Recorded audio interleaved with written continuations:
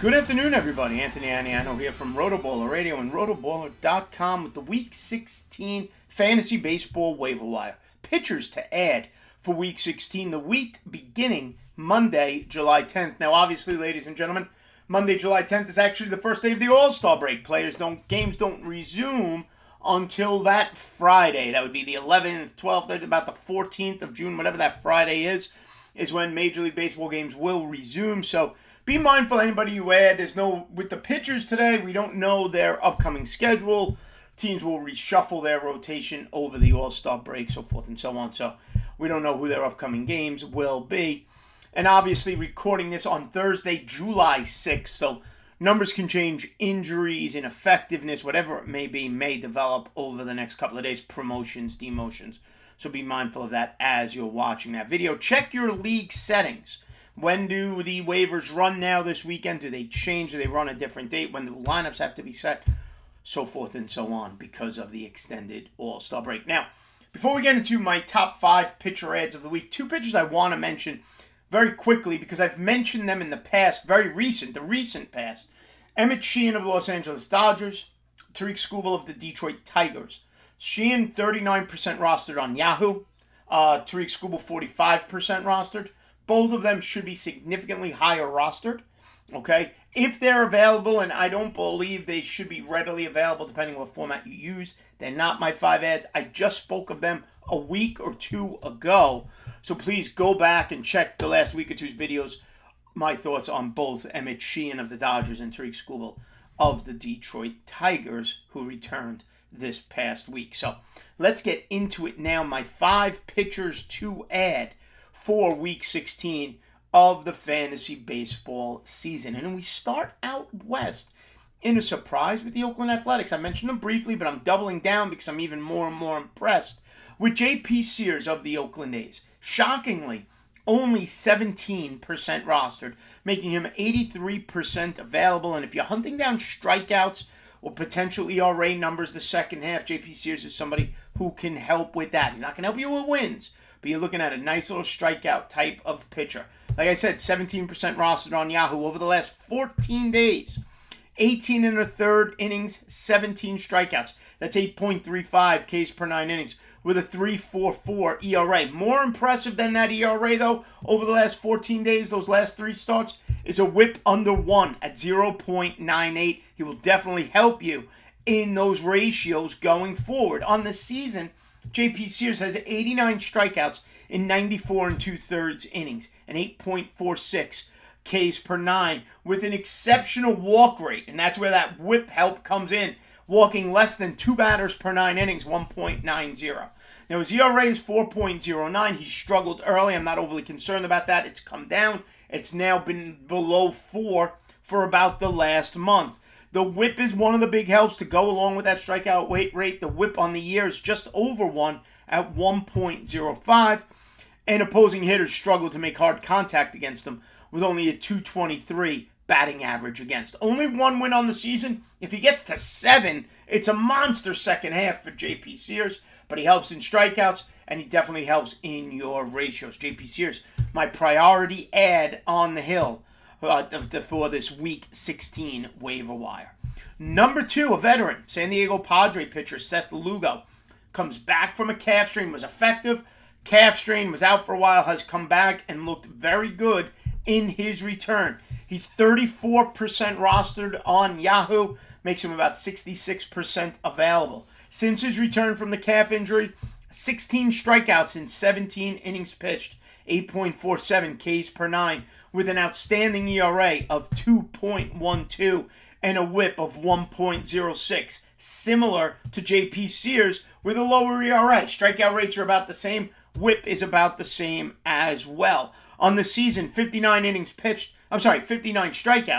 in 63 and 2/3 innings pitched, 8.34 Ks per 9, with an even better walk rate than J.P. Sears of 1.84 walks per 9 innings. A 3.39 ERA is outstanding, matched by an xFIP of 3.55. Okay, whip is 1.24 on the season. Batting average against is 2.63. Seth Lugo has 3 wins on the season as well for the San Diego Padres. He's a must roster and really becoming matchup proof with that ERA. He's been terrific, essentially going 6 innings most starts for the San Diego Padres, and his return to starting pitching after years as a reliever for the New York Mets. At number 3, Arizona Diamondback pitcher Tommy Henry. Now, there's good and bad with Tommy Henry. Let's start with the good. 22% rostered, 78% available. Over the last 3 weeks, he's had 3 starts, 18 and a third total innings pitched. 15 strikeouts, 7.36 Ks per 9 innings over those last 18 and a third, which is significantly higher than what it was for the most of the season. His strikeout rate for the season sits at only 6.17, 51 strikeouts in 74 and a third innings. But you've seen now over the last 2 weeks, over those last 18 and a third, an increased K rate. So it gives you some hope in terms of that. But what caught my eye over those last 18 and a third innings is an ERA under 1, 0.98. An ERA on the season that is now down to 3.75. Now the xFIP is high, so there might be some regression coming his way, but the expected ERA sits at 4.08, so not far off from his current ERA. His WHIP 1.09, and his WHIP on the season 1.32. The 1.09 is over the last 14 days. He does have 5 wins on the season, so he could be a win-chasing pitcher for you as he pitches for the first place Arizona Diamondbacks. He was a 2019 second-round pick, and again, we'll see when his next start comes along after the All-Star break. My number 4 pitcher, New York Yankees starter Clark Schmidt. 22% rostered, just like Tommy Henry, making him 78% available. Okay, his biggest asset would be that strikeout rate as well in the second half. 13 strikeouts in his last 15 and 2/3 innings. 86 strikeouts in 87 and a third innings on the season. Essentially, a strikeout per inning guy. Now, the ERA on the season is over 4 at 4.43, and the xFIP is 4.33. So he's pitching along where you would expect him to be. He's got 4 wins on the season. I'm not saying Clark Schmidt is a must-start week in, week out without flinching. No. What I'm saying is Clark Schmidt, with the right matchup, has the ability to give you a strikeout per inning going forward. Now, over the last 14 days, 15 and 2/3 innings, his ERA has been lower than the season long. The season long ERA is 4.43. The ERA over the last 15 and 2/3 innings is down to 3.45. Terrific source of strikeouts and potentially wins if the Yankees get Aaron Judge back. And my 5th and final pitcher to add on the bullpen side of things, if you're looking for second half saves, take a look at Justin Lawrence of the Colorado Rockies. 23% rostered.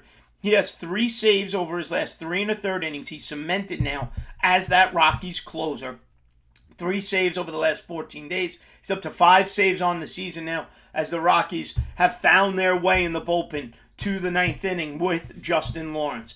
Over 9 Ks per 9 innings, 44 strikeouts and 43 innings pitched on the season with a 2.93 ERA and a 1.19 WHIP. Batting average against is outstanding at 192. Shocked that he's only 23% available. Shallower leagues, maybe some 12-team leagues. Justin Lawrence floating around out there if you're looking for a second half save source. So to recap, my top 5 pitchers to add for Week 16 of the fantasy baseball season.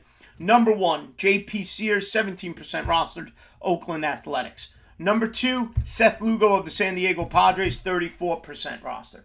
Number 3, Tommy Henry, Arizona Diamondbacks, 22% rostered.